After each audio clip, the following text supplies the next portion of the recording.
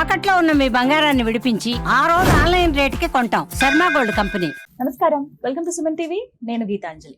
ప్రస్తుతం మనతో పాటు ప్రముఖ ఆధ్యాత్మికవేత్త భట్టిప్రోలు విజయలక్ష్మి గారు ఉన్నారండి. వారితో మాట్లాడతాం. నమస్కారం. నమస్కారం. ఇండిపెండెంట్ విమెన్ అని వింటూ ఉంటాం. అంటే ఎవరిపైన ఆధారపడకుండా వారి కాళ్ళ మీద వారు నిలబడుతూ, ఇక్కడెక్కడ నెగిటివ్ అనే మాట కానీ చెడు అనేది ఏది లేదు. ఖచ్చితంగా వాళ్ళకి అది అవసరం. వాళ్ళకి కొంతమంది సలహా అడుగుతూ ఉంటారు, ఎలా ఉండాలండి, ఎవరి మీద ఆధారపడకుండా నాకు నేనుగా బతకాలనుకుంటున్నాను, నా కాళ్ళ మీద నేను నిలబడి నేను ప్రూవ్ చేసుకోవాలి అనే విమెన్ చాలా మంది ఉన్నారు. వారికి మీరు ఇచ్చే సలహా ఏంటమ్మా? అసలు మనం స్వతంత్రంగా ఆలోచించటమే ఫస్ట్ మన థాట్ నుంచే కదా ఏదన్నా. విమెన్ ఎంపవర్మెంట్ గురించి మాట్లాడుతున్నారు మీరు, అసలు అంతే కదా. All said and done, it goes to that. కనుక మనం ముందర స్వతంత్రంగా ఆలోచించాలి. మనం దేనికి క్యాపబుల్, ఎవరికి వాళ్ళు ఆ స్టడీ చేసుకోవాలి. చాలామంది ఏదేదో సాధించేస్తామని ఎక్కలేని ఎత్తు లేకపోయి బోర్లో పడి దెబ్బలు తగిలి అక్కడ సక్సెస్ఫుల్ కాక బాధపడుతూ ఒక మిగిలిన సమాజం పట్ల కోపంగా ఈర్ష్యగా అలా తయారైన వాళ్ళు చాలామంది ఉంటారు. అలా అని కాదు, ముందరే అసలు what are you good at, నువ్వు చేయగలిగే పని ఏంటి. స్వతంత్రంగా ఉండాలి అంటే ఈ రోజుల్లో అన్నిటినీ మించి ఫైనాన్షియల్ ఇండిపెండెన్సే అన్నిటికీ ముఖ్యంగా కనిపిస్తోంది అందరికీ. ఫైనాన్షియల్ ఇండిపెండెన్సే కాకుండా మనం చేసే వర్క్ ఇండిపెండెన్స్ కూడా, మనం చేయగలిగే పనిని మనం చేయగలిగేటట్టుగా అటువంటి స్వాతంత్రం కూడా తప్పనిసరిగా స్త్రీకి కావాలి. స్త్రీకి ఉండి తీరాలి. లేకపోతే ఎవరికైనా కూడా బతుకు దుర్భరం అయిపోతుంది. ఎంతసేపటికి ఇంకొకళ్ళ మాటలు వింటూ వాళ్ళు చెప్పినట్టు చేస్తూ ఉండటమేనా అని. ప్రతి ఎవరికైనా సరే కొంతమంది లీడర్స్ ఉంటారు, కొంతమంది ఫాలోవర్స్ ఉంటారు. సాధారణంగా విమెన్ అంతా లీడర్సే మానసికంగా. గమనించి చూడండి, ఇంటిని నడుపుతుంది ఆవిడ. ఇంటికి ఇల్లాలు గృహిణి, ఇంటికి మహారాణి ఆవిడ. ఇంటిని నడుపుతుంది. నాయకురాల లక్షణాలు స్త్రీలో ఉంటాయి. అవి ఉన్న వాటిని ఇంకొంచెం బాగా ఇది ఎన్రిచ్ చేసుకోవటమే, ఇంకా బాగా చక్కగా దాన్ని పెంచుకోవటమే. అది ఉన్నదాన్ని అందులో వాళ్ళు గ్రహించుకోవాలి. నేను చేయగలుగుతా, ఏ రంగంలో నేను కాలు పెడితే నేను బాగుంటా అనేది వాళ్ళకి వాళ్ళు తెలుసుకోవాలి. సాధారణంగా స్కూళ్ళల్లో టీచర్లకి ఇవాల్యుయేషన్ చేసేటప్పుడు రకరకాల ఇవాల్యుయేషన్స్ చేస్తూ చివరికి వెళ్ళిపోయేటప్పుడు వాళ్ళకి ప్రోగ్నాస్టిక్ ఇవాల్యుయేషన్ అని పిల్లలకి చేసి పంపిస్తాం. ఇగో ఈ రంగంలో నువ్వు బాగుంటావని. ఎందుకంటే కొన్నాళ్ళ పాటు ఆ పిల్లల్ని మనం చూసుంటాం కదా, వాళ్ళకి ఏ రంగంలో వాళ్ళకి మంచిగా అభిరుచి ఉంటుంది, లేకపోతే వాళ్ళు దాంట్లో రాణించగలుగుతారు అనేది చెప్పాలి. ఎవరు చెప్పట్లే ఈ రోజుల్లో, అది వేరే విషయం. చెప్పి పంపించాలి. అలా ఎవరికి వాళ్ళే సెల్ఫ్ ఇవాల్యుయేషన్ చేసుకొని నేను ఏ రంగంలో బాగుంటా, ఈ రంగంలో అయితే నేను బాగా చేయగలుగుతాను, ఈ రంగంలో నేను చేయలేను. ఇప్పుడు నేను ఎప్పుడు ఎవరైనా అడిగితే అన్న పాటలు పాడతారా అమ్మ అంటే, లేదండి నాది మాట కచేరీనే, పాట కచేరీ కాదు అంటాను నేను.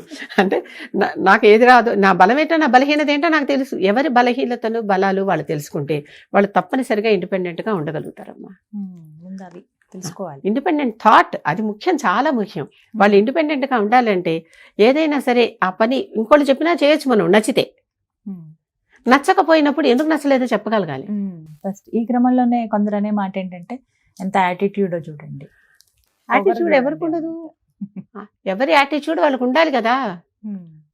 ఆత్మాభిమానం లేకపోతే ఆత్మ ఉంటే ఏంటి ప్రయోజనం? ఎవరికైనా, చీమకి దోమకు కూడా నేను చెప్పేది ఒకళ్ళకని కాదు, ప్రతి వాళ్ళకి. ఎవరాత్మ వాళ్ళకే కదా. అది అవతల వాళ్ళు వేరే అనుకోవచ్చు, వీళ్ళు వేరే.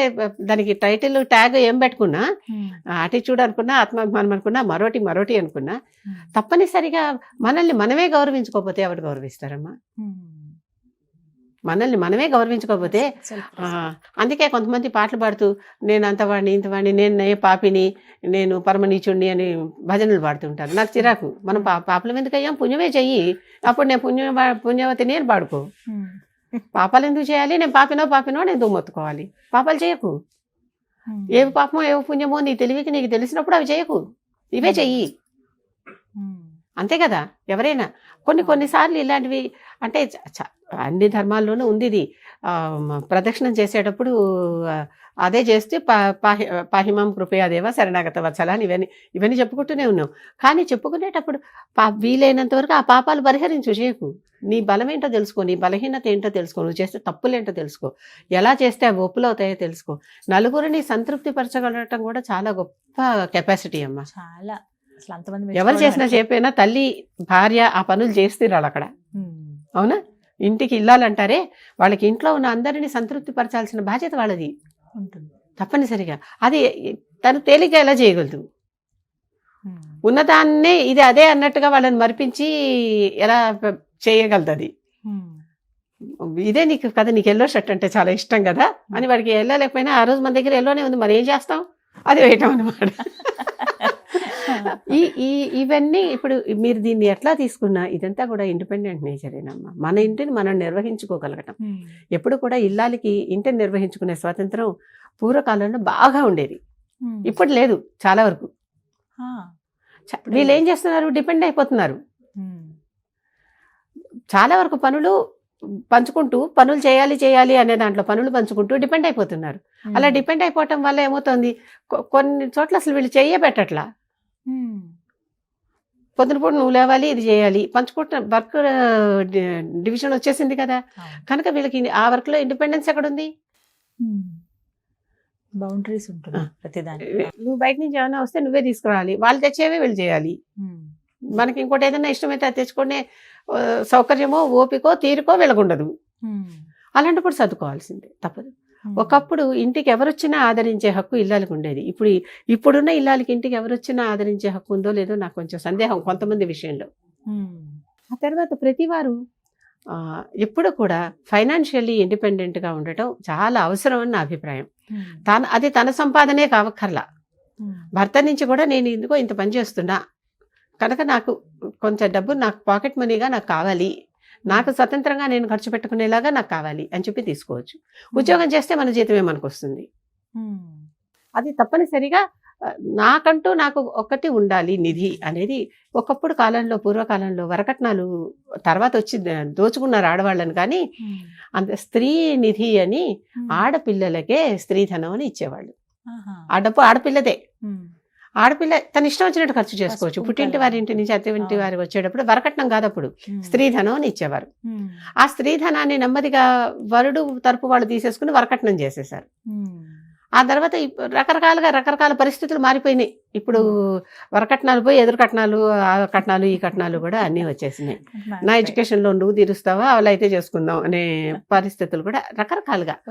వాళ్ళకి వీళ్ళకి కుదిరినంతసేపు ఏం చేసుకున్నా తప్పలేదు, వీళ్ళిద్దరు సరిగా సఖ్యంగా ఉన్నంతసేపు.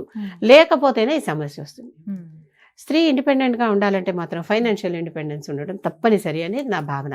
అంతేకాదు ఆలోచన ఇండిపెండెన్స్ కూడా ఉండాలి. ఈ రెండు లేకపోతే లలిత అమ్మవారు స్వతంత్ర, ఆవిడ నామాల్లో ఒకటి, సర్వతంత్రేసి, మొత్తం స్ట్రాటజీస్ అంతా ఆవిడే నడిపిస్తుందట.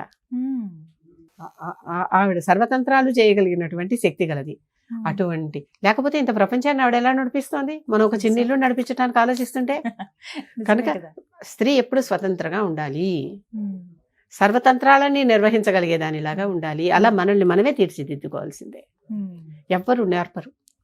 సందర్భాన్ని బట్టి ఉన్నటువంటి అవకాశాలను బట్టి ఏమేమి ఇన్పుట్స్ ఉన్నాయో చూసుకుని దానిలో నుంచే మనం నిర్వహించుకుని బయటికి రావాలి. అంతే. నిలబడాలి. ఇంకా చెప్పారు. ధన్యవాదాలు.